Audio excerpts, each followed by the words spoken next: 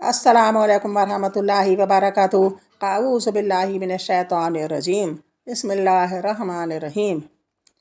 Rabbi ज़िदनी इल्मा। अल्लाहुम्मा सल्लि अला मुहम्मद व अला आलि मुहम्मद। कल ज़िक्र था कि एक ही साल में मोहम्मद सल्लल्लाहु अलैहि वसल्लम के चचा जो उनसे बहुत ही ज़्यादा मोहब्बत करते थे और उनकी उन्होंने हमेशा हिफाजत करी, उनका इंतकाल हो गया और उनकी बीवी खदीजा रहमतुल्लाह अलैहा का भी इंतकाल हो गया। ये वो साल उन्होंने उस साल को उन्होंने गम का साल का नाम दिया और फिर उनकी शादी सौदा रज़ी अल्लाह अन्हा से हो गई।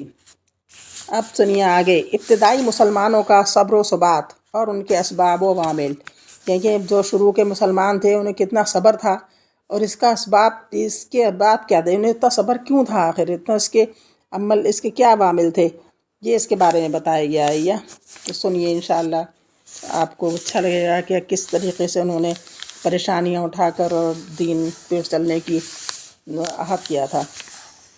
यहाँ पहुंचकर गहरी सूझबूझ और मजबूत दिल और दिमाग का आदमी भी हैरत ज़्यादा रह जाता है कि बड़े बड़े अकला दम बखुद होकर पूछते हैं कि आखिर वो क्या असबाब वामिल थे जिन्होंने मुसलमानों को इस कदर इंतहाई और मोजज़ाना हद तक साबित कदम रखा।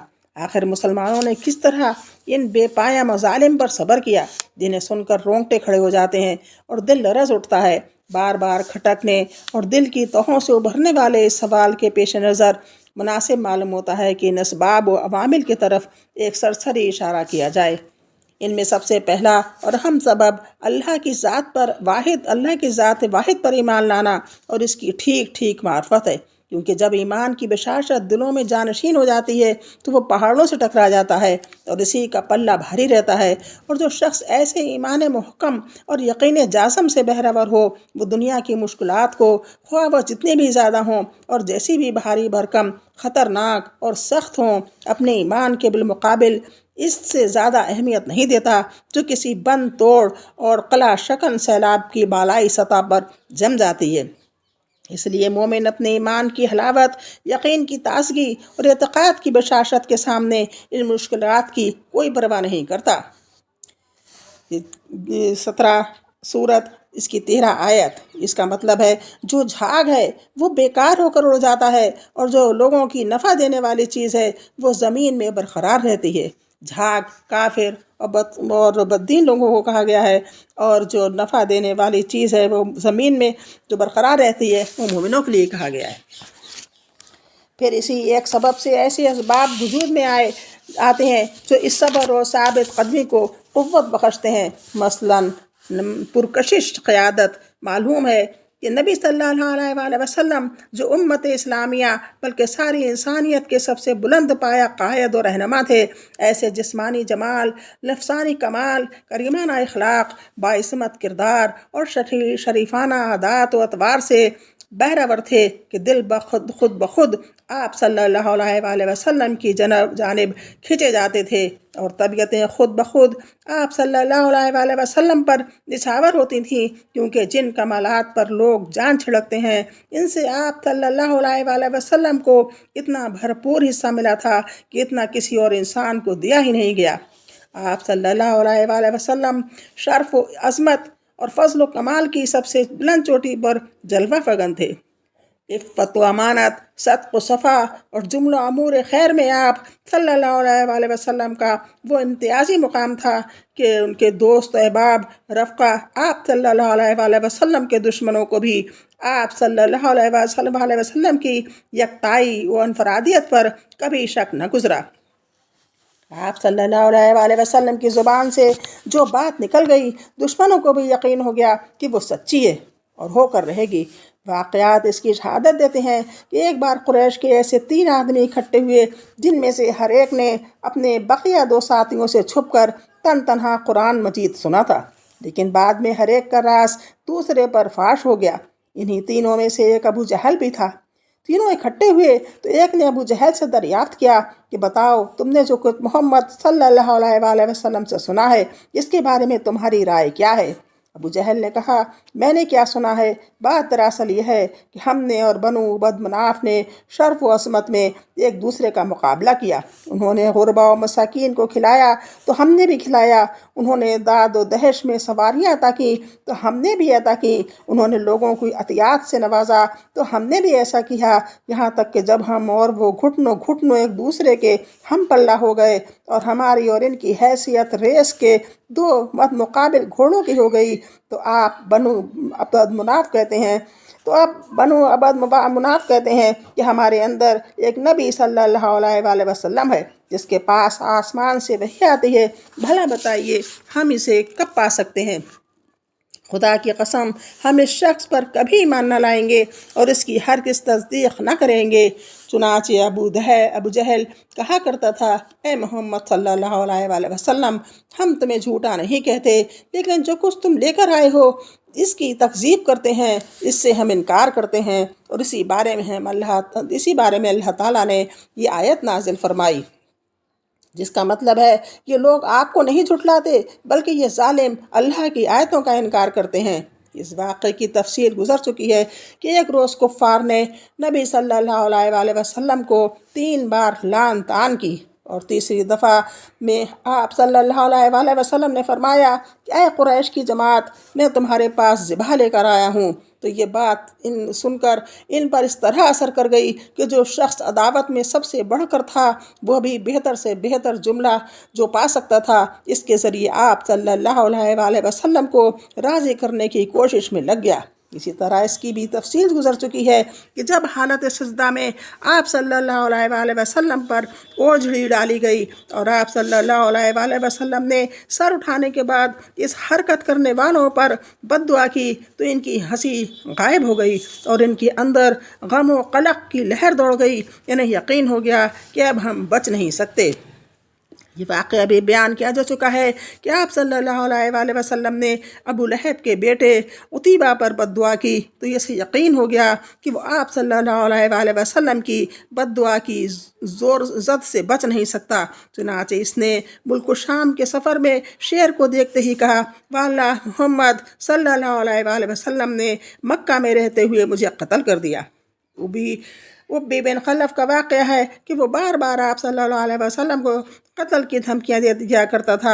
एक बार आप सल्लल्लाहु अलैहि वसल्लम ने जवाबन फरमाया कि तुम नहीं बल्कि मैं तुम्हें कत्ल करूँगा इंशाअल्लाह। इसके बाद जब आप सल्लल्लाहु अलैहि वसल्लम ने जंग अहद के रोज़ उब्बी की गर्दन पर नेज़ा मारा तो अगरचे इससे मामूली खराश आई थी, लेकिन उब्बी बराबर यही कहे जा रहा था कि मोहम्मद सल्लल्लाहु अलैहि वसल्लम ने मुझसे मक्का में कहा था कि मैं तुम्हें कत्ल करूँगा, इसलिए अगर वो मुझ पर थूक ही देता तो भी मेरी जान निकल जाती। इस तरह एक बार हज़रत साद बिन मुआज़ ने मक्के में उम्मिया बिन खलफ से कह दिया कि मैंने रसूलुल्लाह सल्लल्लाहु अलैहि वसल्लम को ये फरमाते हुए सुना है कि मुसलमान तुम्हें कत्ल करेंगे। तो इससे उम्मिया पर सख्त घबराहट तारी हो गई जो मुसलसल कायम रही।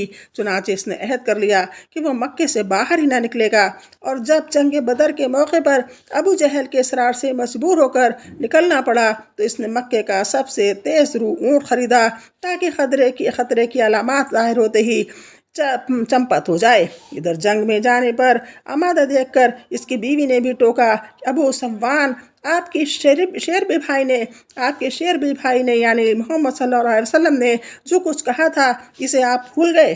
अबू सफ़वान ने जवाब में कहा कि नहीं, बल्कि मैं खुदा की कसम इनके साथ थोड़ी ही दूर जाऊंगा।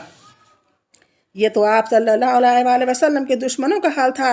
बाकी रहे आप सल्लल्लाहु अलैहि वसल्लम के सहाबा रज़ी अल्लाह अन्हा और रफ़क़ा दोस्त अहबाब। तो आप सल्लल्लाहु अलैहि वसल्लम इनके लिए दीदाए दिल और जान और रूह की हैसियत रखते थे।